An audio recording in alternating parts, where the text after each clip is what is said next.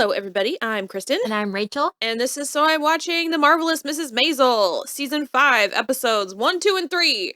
We're getting them out there in a row. They're called Go Forward. It's a man world, and Typos and Torsos. I'm exhausted. It's so stressful. I might be in the throes of an anxiety attack right now. Because of it? Yes, I'm not joking. Like, I was having to do breathing exercises while I was putting my makeup on.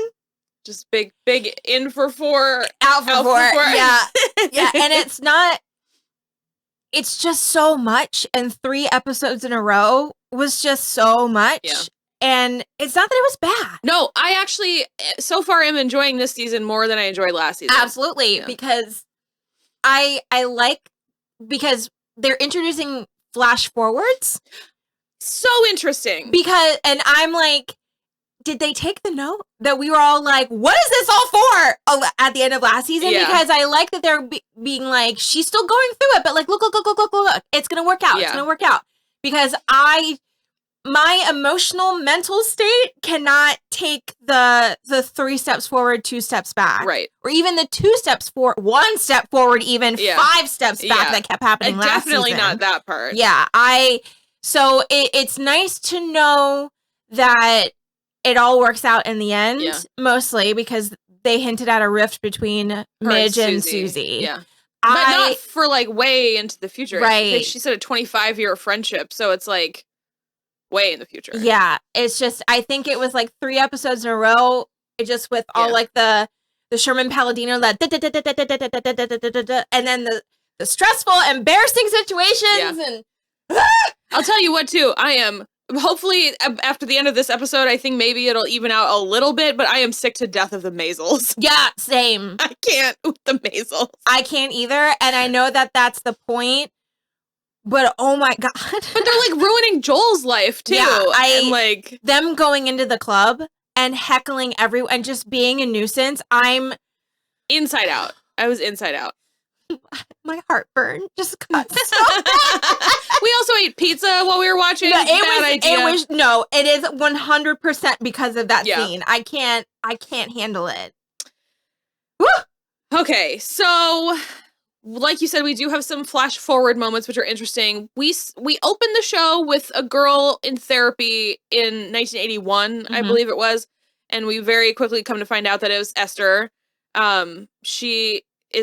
She's like getting a PhD at MIT or something.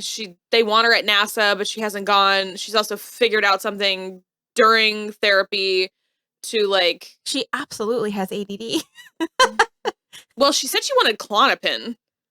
She absolutely has ADD. Yeah, it was the 80s, and they didn't know. They're just like, just be quiet for a little bit. Yeah, go sleep. It's really interesting though, because we then in episode 3 get a flash forward of Ethan.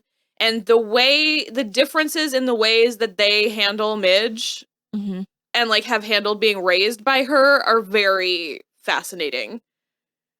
I think it's interesting. The differences are interesting. Yeah, but it's also kind of like, this checks. It totally checks. Yeah. It totally checks. And I do also think that Esther takes after Abe also. Absolutely. And it's not necessarily that then Ethan takes after Rose, because he doesn't, but he, I think, takes maybe more after Joel, like Joel and Midge specifically. But it's interesting. I like it a lot, especially given that plane crash story we got from Abe in episode 3. You think that would really mess Ethan up good, but he seems to be like in a good spot. Yeah, but I mean, did he have a mental breakdown before that? Like, you know, because just kind of like slam really hard into the other side. I'm not sure what would cause you to throw it all away and move to Israel to farm lettuce, but... I mean, are we not at that point right now with the world falling down around our ears? I don't want to do it in Israel. No, I mean, I don't either, but like, how many times do we just talk about like, what if we just bought... Like a tract of land. Yeah, and just, or like an old dilapidated like mansion in Italy and just fuck right off. Yeah. So... I liked how it opened, like, immediately after season 4 ended. Midge was walking home through the snow. She saw the billboard that said, Go Forward, and she kept walking. Well, apparently, she, like, made it home, but she was, like, frozen. She got hypothermia. She almost lost a toe. we got confirmation in episode 2 that she didn't, but it was a close thing. Mm-hmm. And she was just like muttering. Abe said she was basically speaking in tongues in the bedroom. Pretty funny. Susie manages to get out that she, threw away the Tony Bennett opening gig. And she's pretty, I guess it seemed like Susie maybe already knew though.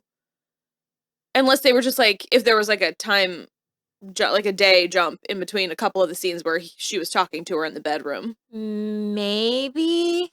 She knew, she would have had to have known because Midge was like, you need to get me my spot back. Do you think that they can bump the second guy? Oh, the second guy. Yeah. Okay. And Susie was like, no, the second guy is literally ironing his pants. Yeah. So she's like looking for stuff to go. Boise called and she can go back to the Wolford. Is that what it's called? The strip club? Yes. Something like that. She can go back there to like keep fresh or whatever while they look for something else. Well, then first she's stalking. What's his name? Matt or Mike? Mike. Stalking him all over the place. It is so funny. Mm-hmm. She goes all the way to his Christmas tree farm. Not a lot. It's a farm. Mike Carr. And ruins his whole day with his kids, buys them cider to keep them busy, which is apparently his favorite thing to do is buy them cider at Christmas. And so he basically tells her she can't go in the Fifth Avenue entrance of Saks. She can't do this. She can't do that. Neither can Midge, blah, blah, blah. I always love it when people do stuff like that because I'm like, you can't enforce that. Right. You're just going to send a goon to stand down there and keep her out off the whole Fifth Avenue. Regardless, it's super funny. But then, what's his name? Gordon Ford comes to the strip club and sees Midge perform. And so Susie really like busts her way in there and is like, hey, you should hire her as a writer. Mm-hmm. And Midge almost fucks it up again. But then Susie's like, do you trust me? You need to take this job. Mm-hmm. And she does. Thank God. Well, because especially when Midge was coming out of the throes of her hypothermia, she was just like, me with my manifesto, like, I'm never doing that again. I trust you implicitly and wholeheartedly, and I will never go against you ever again. Yeah. And so I love that she really kind of stuck to that when she made that decision. Yeah. It was really good. I appreciate that a lot more than how she's been behaving. Yes. I also, there was a woman named Hetty that we only saw the back of. Yeah, that felt very deliberate, and then it didn't really turn out to be anything. So when Susie was in Ford's office at the end of episode 3 and saw the picture of his wife, I feel like that might be her. Oh. But otherwise, I'm not sure. Okay. That's the only thing I could think of. Okay. We also had May back just in episode 1. She has procured a hasty abortion in Chicago. And she comes back to tell Joel, and she's like, I'm moving. And after he has told everybody at Thanksgiving dinner that they're getting married and having a baby. Whoops. Zoinks. She said she was going to be a doctor. And goddamn it, she's going to be a doctor. I'm on her team. Yeah. And it made me a little sad for her, but also it's just the reality of the situation where she was like, I can't have it all. I can't do both, yeah. Yeah. And which is interesting since it's kind of like, book ended with Midge trying to have it all. Yeah. And so, she really did. She said, I'm going to be a doctor. I'm going to be a doctor. And that's just what it's going to be. Yeah. So, which I mean is especially like as a Chinese American, I mean, with the way that they are raised, it is, you have the thing, you're going to do the thing. And that's the only thing you get. Yeah. And and especially in the early 60s. Absolutely. And she's a woman. I mean, I just do it. Just be a doctor. So she tells him that, and then when he's working at the club, he like freaks out. He's shit hammered. Has a whole entire fucking man tantrum. He did throw a man tantrum. I mean, okay, he is entitled to his feelings, but he really steps in it. He is making everyone else deal with it. Yeah. And it's just like, I get you're sad and mad, man, but like, you made an ass of yourself in front of everybody. Place of business. Exactly. And then he goes downstairs where the Chinese gangsters hang out. No, that's the last place you go. And he yells at May's dad. And then May's dad has like 3 dudes just beat the crap out of him. Yeah, I mean, and who's to say that they just don't yank the button club right from under him? Yeah. You know what I mean? Ooh, yeah. Why? Don't do that. So we did learn that he does not believe in therapy. So, you know. We don't. It was the 60s, but like, come on. It's not even that he doesn't believe in it. He literally says therapy makes you weak. Yes.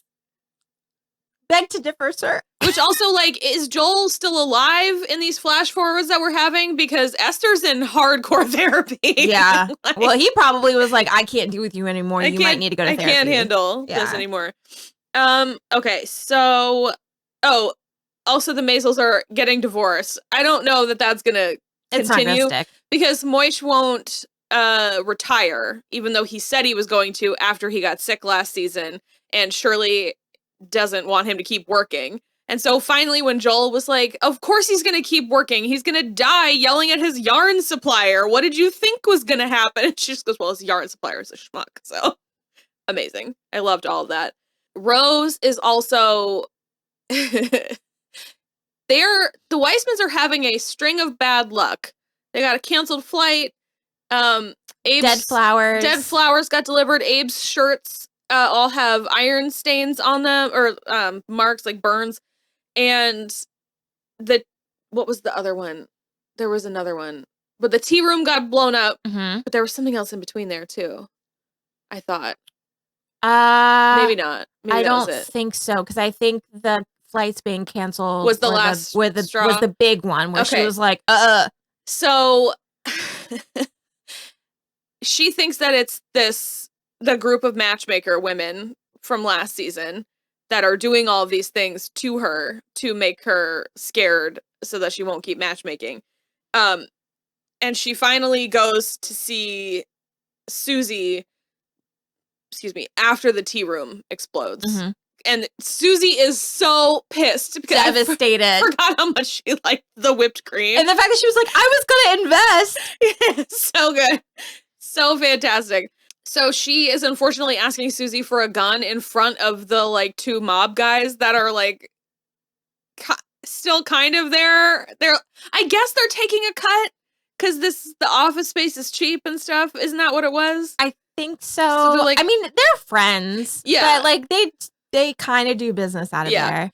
So they're like, do you need us to fix anything? Like, what's going on or whatever? And so they, I guess, do kind of against Susie's wishes because she gets a call from, what was Kelly Bishop's name? Benedetta, I think is her name. And she's in prison. And because we don't know exactly what charge it was unless she got charged with like blowing up the tea room. Probably, arson. Yeah.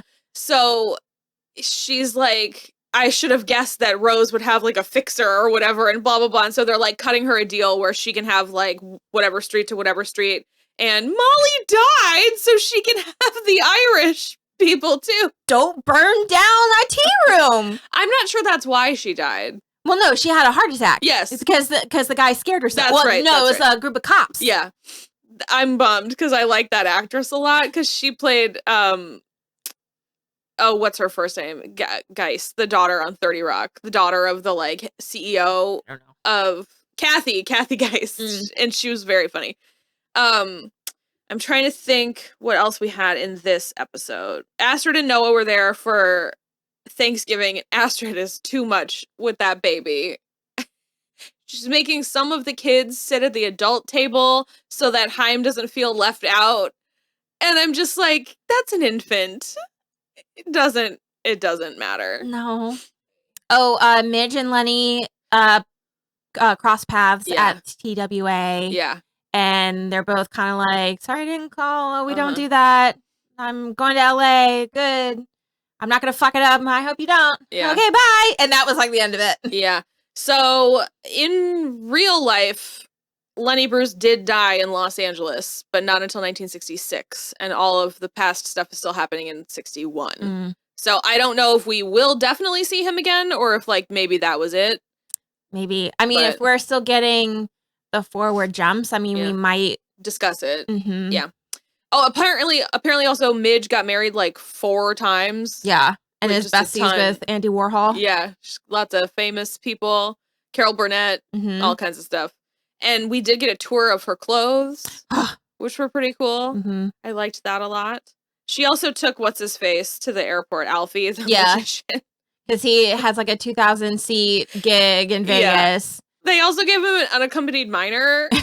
And well, my favorite was like, this tells people exactly who I am, so I don't have to talk to them. This is great. Love that for you.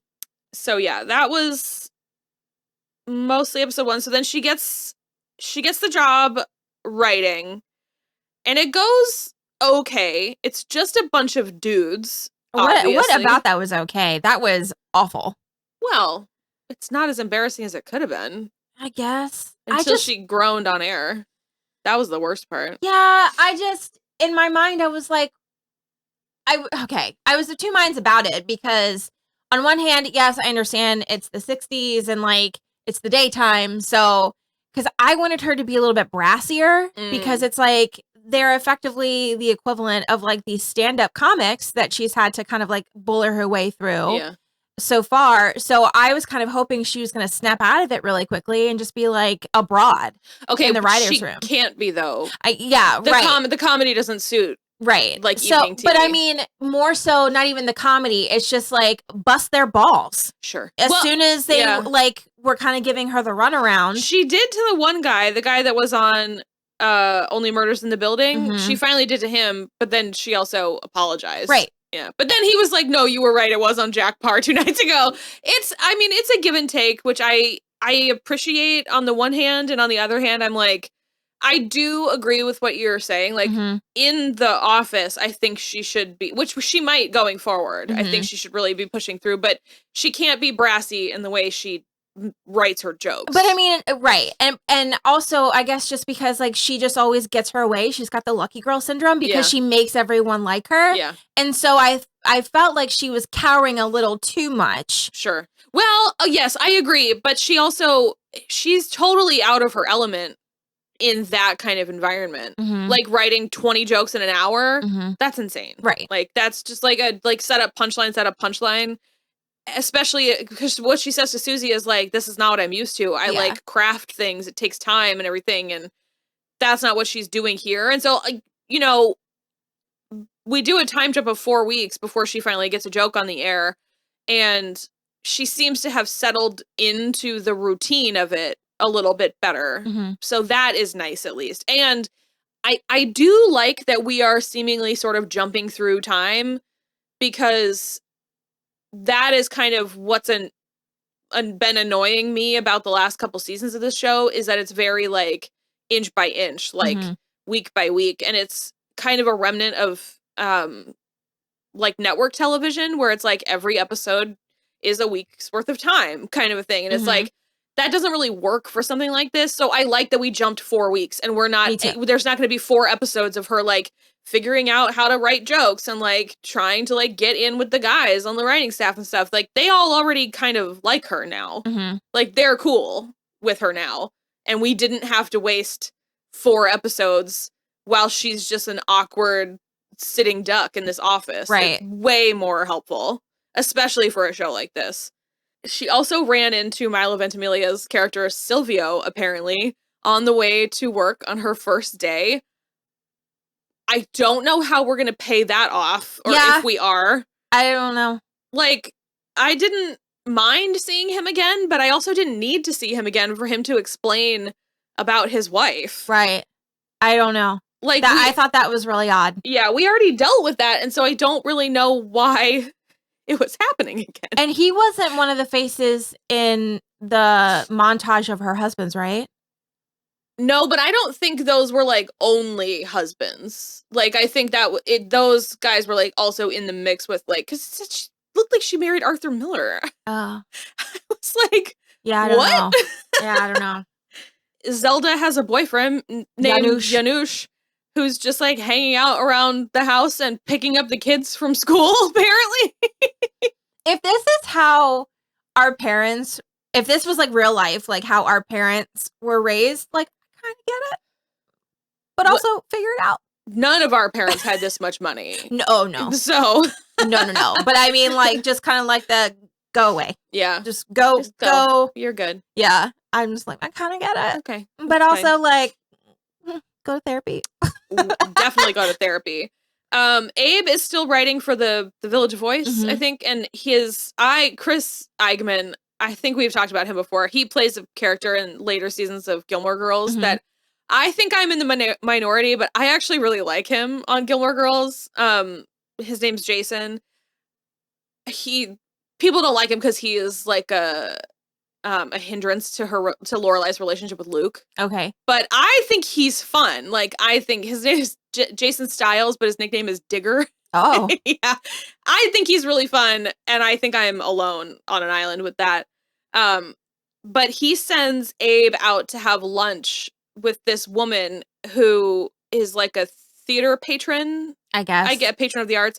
And they are having like what appears to be a nice lunch, very friendly. And then she very aggressively grabs his upper thigh in public, and he does not know how to act.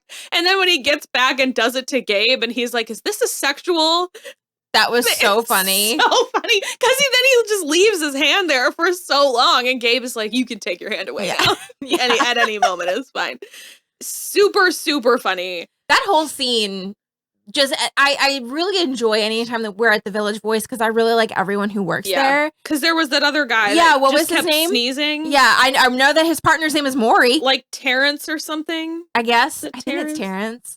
Yeah, Terrence. Yeah, that he just with his entire chest is like, "I'm a homosexual," and Gabe's like, "I thought you were married." He was like, "No."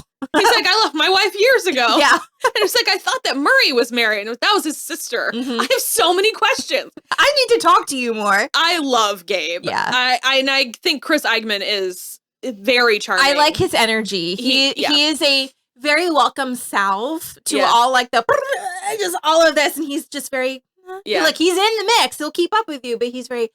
He kind of vibes that way on Gilmore Girls, too. Really? I, want you to watch it so bad. I just, we talk about this every time we discuss an Amy Sherman-Palladino or, anytime, Lauren Graham comes up or anything, and I'm like, I think you'd really like it, but I think that you would walk into the sea at some of the stuff that Dean does in season 1. I just don't think you could stomach it. And because I watched it, when it was airing the first time, I definitely think Dean is terrible, but I'm able to let it kind of wash over me with nostalgia, and you don't have that. So I just think you're going to fling yourself off the nearest cliff, and I don't think that's a good idea. Oh, boy. Also, Susie's brother-in-law died. Natural causes. Maybe. We'll have to see. They definitely burned their mom's house down. Well, for the insurance money. That's a crime. Yeah. What if he had insurance money? And she was like, "Now I know I can do it. I'll do it some more." That, I think, though, is largely it for episode 2. Although that is when it was episode 2 when Shirley started coming to the club, or episode 3? Episode 3. Okay. So we can move on to that. Although in episode 2, Joel did tell Midge that there's no baby. And so Midge knows that May got an abortion. She understands what everything was, and she's very sorry, but she admits to having talked to May, and Joel gets really pissed at her, which and then blames her. It's just not. And she was like, "I will slap you later because it wouldn't be fair right now." She was never gonna keep that baby. No, never, not in a million years. And the fact that he was like, because when May came to get her stuff or whatever, and it was only one sweater, and he was like, "Oh, I should have paid attention to that." And I'm like, "Yeah, you should have." She didn't want to call you her boyfriend. She was like, "I don't want to meet your kids. I don't want to meet your family." And it's just the information was there. Yeah. She was telling you it's not her fault that you didn't listen. Yeah. Listen, some of us have been there before, and it's just no, but they show up like a girlfriend. No. Listen to what people tell you. Yeah. They're so you don't end up like Joel later. Agree. Midge finally gets a joke on the air, but Gordon Ford flubs it. And she groans audibly. Oh. And then I folded in upon myself and like a dying star. Yeah. It's a horror show. Anytime anyone embarrasses themselves on this show, it physically hurts my body. Yeah. So here's the thing. Gordon Ford absolutely accidentally flubbed that joke. He did, and he saved it. He did save it. And Midge should not have done what she did at the bar. However, she was right. He made a mistake and he wouldn't own up to it. Mm-hmm. And I agree with her, there is the wrong kind of laughter. 100%. Especially as a performer, there is a different kind of laughter. Yeah. The one that you want and the one you definitely don't want. 100%. And they both, like, that's the thing is, like, they're both making good points because he countered with, they like it when I flub. Sometimes I do it on purpose because it makes me seem more human. But she caught him out where she was like, oh, so then you knew it would be funny, but you just were, like, using it as this, like, humanizing thing. And he was like, no, it wasn't funny. And he goes, then why did you let it go through? You approve all the jokes. Why did you let this unfunny joke go through if you, like, blah, blah, blah, whatever? They were both right, but Midge was righter. I agree. Yeah. She just shouldn't have said it. Right. And I think she was right to kind of go off on him at the bar. I would have done it in public or in private, probably. Yeah, but because of that public display, they are now number one. That's true. So because to use Gordon's logic against him, I mean, we flubbed. Yeah. And look, we look more human because we flubbed. Yeah, fair enough. Fair enough. Also, he wants to fuck her, though. Oh, yeah. So. Which I'm simultaneously like, no, that's so gross, but also you are so hot and I would like to see that happen. Okay, he also, what's interesting, and it might just be because I have a very long and delightful knowledge of Reed Scott's career where I've liked him for, like, before he was on Veep and everything, so I really think he's great. I kind of, and this is probably my failing, but I kind of believe him when he said his marriage isn't like that. Because if it's that heady woman, I almost wonder if it's like lesbian. Well, maybe lesbians or she was leaving with like a whole gaggle of gals, group of women. But I was more wondering if it was like just more like a business thing, like if he married her for money or she married him for money or something like that. Maybe. So it's not that I am going to condone cheating or anything, but I do think potentially his marriage is not like that. Right. But her response was like, I'm sure that's what my husband's girlfriend thought before he became my ex-husband. Very funny. Yeah. As she literally skated circles around him. It was great. And then away backwards. Yep. And the shoebox she brought in because Susie was like, bring a box because you're going to be fired. But it's just, she's like, I don't have that much stuff. I don't have an office. So she just has like one little shoebox. Adorable. I am also very curious about, Jason Ralph's character, about Mike Carr, like what's actually going on with him. He seems stressed out of his mind, and this guy George, who's the producer, is awful. So I can't wait to find out Mike's experience because George has just been pleasant. No, like he's smarmy. He's looking at the women. It's the 60s, and he's an old fart. I mean, at least he's not, like, playing grab ass in front of everyone. He's just more or less like, oh, you brighten up the office with that 100-watt smile. He made that secretary stand up and twirl. It's the 60s. You've never had a man do that? I have. In my place of work? No! Absolutely. Yes. No. And I didn't do it. I just said no. No. No one's ever asked me to stand up and twirl, but I have been asked at almost every job interview ever if I had kids or was planning on getting pregnant, which is illegal. How many years has it been since 2009? I can't do math in my head. 14. So today is the 14-year anniversary of when a customer asked me out via fax after he had someone translate into English what he wanted to ask me. Oh no. Yeah, he got banned from my bank. He's like that baker that has a crush on Twyla in Schitt's Creek that like he keeps trying to say a joke about what does the dog say when it's time to eat? I don't remember this. Oh my god. He's the one that bakes the cinnamon rolls for the motel. Oh! Yeah. Oh wow. But he can't pronounce bon appetit, so he just keeps saying like bon appetit. And she's like, what? It's hilarious. Yeah. Okay, so yes, this is the episode where then the Maisels go to the club and are just because Midge is trying to do a 10 minutes to like get stuff out of her system. And Joel's like, yeah, of course, whatever. Like, go up there. I like their divorce. Me too. I love their divorce relationship. Because they're friends. Like, sometimes, you have a life partner that you're not supposed to be married to, but you're still supposed to be connected 100%. to. So, and really quick before we get too far into that, I want to rewind all the way to the first episode after May says that she got rid of the baby. And then it cuts to, I think, Midge getting mad about feeding Ethan because Ethan won't eat. And she was like, come on, eat, you little bastard. Yeah. And then she, like, makes mention of, like, you guys forced me to have kids. Yeah. And it's just like, and they were like, no, we didn't. She was like, the baby dolls, the books, and all of this. Yeah. And so I think it's interesting about, like, they're both making decisions about what they want, what they have to do in their life. And one is saddled with weight and the other one is not. Yeah. And I did also appreciate that when Midge was talking to Joel about it and he was trying to blame her, Midge was like, no, she chose. Yep. Like, the language was I liked that quite a lot. Apparently, Ethan is having trouble sleeping, and so he just keeps getting into that jump scare when she got all in bed with her face cream on and everything. There's like little Ethan in the bed next to her. She just was like, "Wah!" Super funny. So they're putting masking tape lines because the therapist suggested that he sleep 2 feet closer to his bed every night.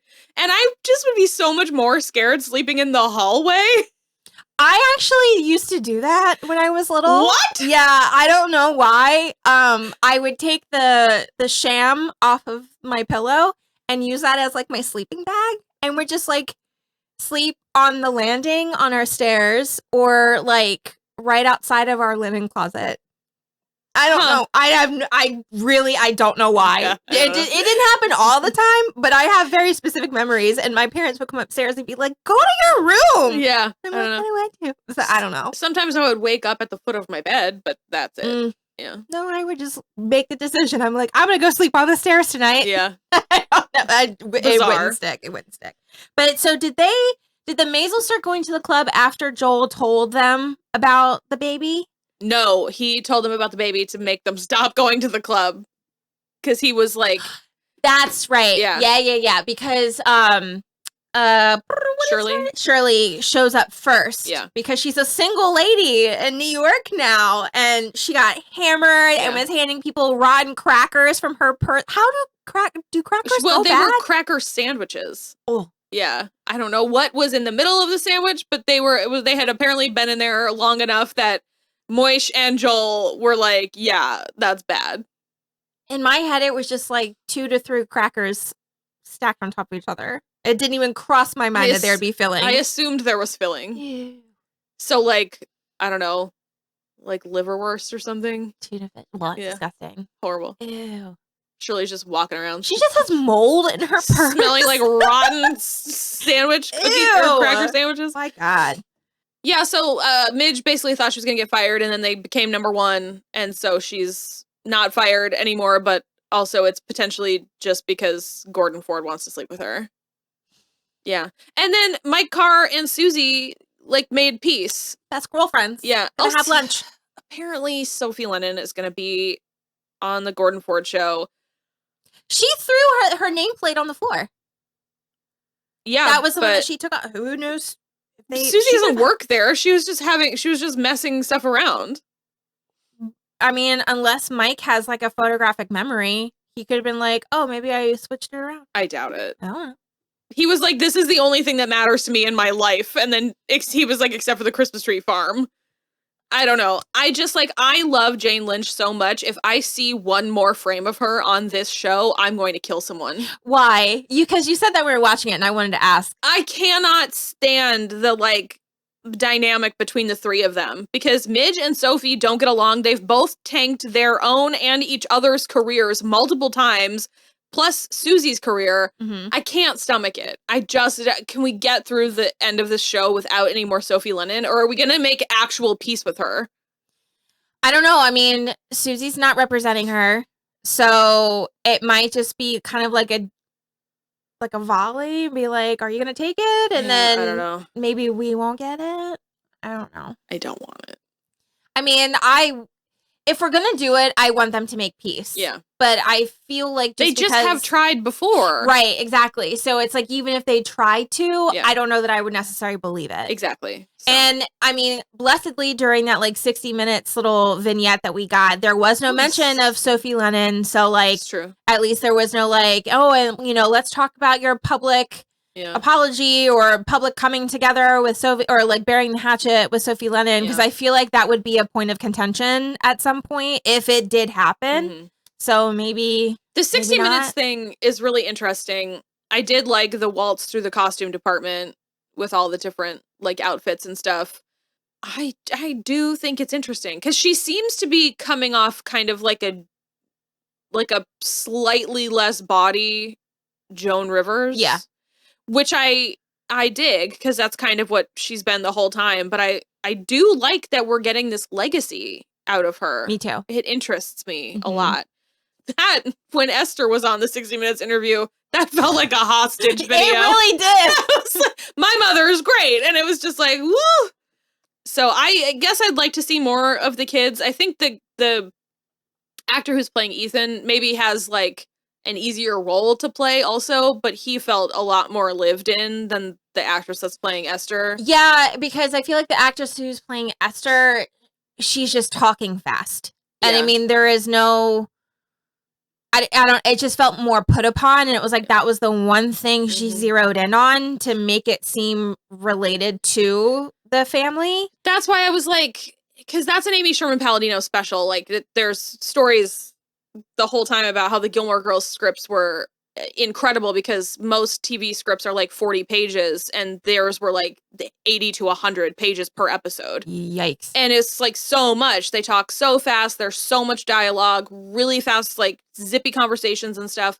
But it's like, I also was like, there's such a wealth of acting talent that they've worked with that I'm sort of like, why this newcomer? Like, why get this person that we've never seen in your stuff before to come up here? I think it would have been more interesting if that actress had mimicked Midge more. Yeah. So we had the fast-paced talking, but more of the science-y information. But as much as she was talking about how much she hates her mother, she is the spitting image. 100%.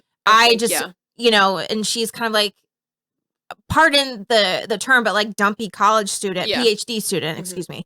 But it just, I don't know. I think it just would be so much more interesting. Yeah. And it's just like, I hate her. She's the worst. She is the bane of my existence, and she is Satan, whatever, while she's in like this really cute, tight outfit. Sure. And, you know, and is like jiving with the therapist a little bit and kind of like joking with him while she's like figuring out her, I agree, her math problem. I think it was a direction to go, and I would love to see if that is also going to pay off as we move forward. So there are 6 more episodes this season. I do think this was a good like introduction to the season. Yeah. I feel more positive going into this season now than I was ending last season. I agree with that as well. We were not looking forward to this season, if we're being completely honest. Yeah, but I feel better now. Also, Abe accidentally spelled Carol Channing's name with only one N, and it got through the editor of The Village Voice, and he has taken it upon himself like he is I don't know, like he shot the Pope or something. I guess. It's just ridiculous. And then he scares the absolute shit out of Ethan while he's like talking about how bad mistakes can be and like how everybody dies and like all of this stuff. The plane crash and torsos falling down from the sky. You can get hit by lightning, and it just was very reminiscent from all of the "don't be afraid, Rachel" of the silly thing that's made up in your mind because of all the things that actually happened. And it was. And it scares Ethan all the way back into Midge's bed, well away from his Saturday night spot. He was like spot number 3 that he was supposed to be sleeping in. And scaring children more because of the existentialism and the actual like truly living fear that can happen. That's not the way to do it. Not the way. No. And also the like Abe and Midge dragging him back and forth from in front of the bathroom, and then she drags him all the way to the kitchen. It's so funny. He also wanted to write like 15,000 words. Oh my God. As an apology. And Gabe was like, absolutely not. Goodbye. Yeah. It's so like hysterical. 15 words or 15 something minimum. Yeah. Midge got cornered by Shirley in the bathroom and basically panicked her way into telling Shirley that May was visiting family in China and couldn't get out because of the revolution. And so the next time Joel goes to the house, Moish has a bunch of men, the ones that got the 13 Jews out of Germany during the Holocaust. And he's got them like searching for her in China. And he's like, do you know like where though? Because it's like a pretty big country. And he's like, no, she's not coming back. Like, just please stop this.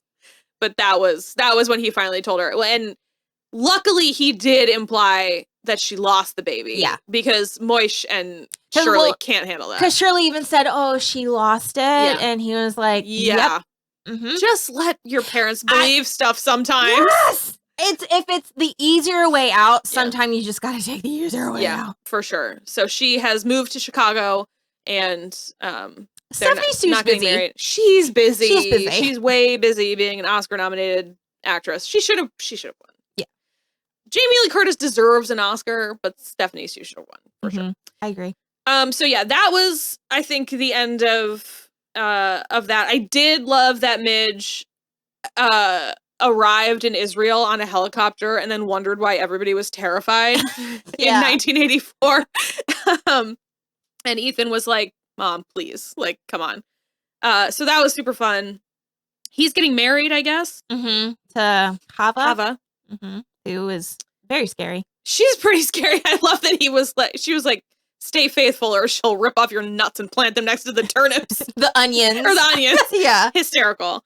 I love that. I do like the writer's room. I think that they're a lot of fun. Alvin is the head writer, and then there's Ralph, Cecil, Adam, and Mel. And then Teddy does the cue cards. They're all really fun. They have like the Amy Sherman Palladino down. Yeah, they have like, the rhythm really, for sure. Really pat.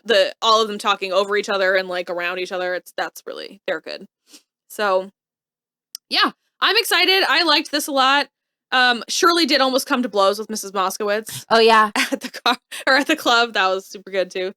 Archie's still around too, but we haven't seen Imogen again. I'd like to. I really like Bailey. What's her new last name? I don't like her. Young? Oh yeah. I like her maiden name is Buntain. Oh. Bailey Buntain. It's just like, oh, that is fun. Yeah. So yeah, okay. That is it for this. We will be back next week and every week till this is over with one episode per week now. Thank God. And that's it. So we won't be so stressed. They will likely still be coming out on Saturdays because our Friday nights are relatively booked. So, let us know what you think. Like and subscribe. You can go to patreon.com/soimwatching if you want to help us keep the lights on. Otherwise, we have a Cashapp and a Venmo if you're interested. And we'll see you next week. Bye. Bye.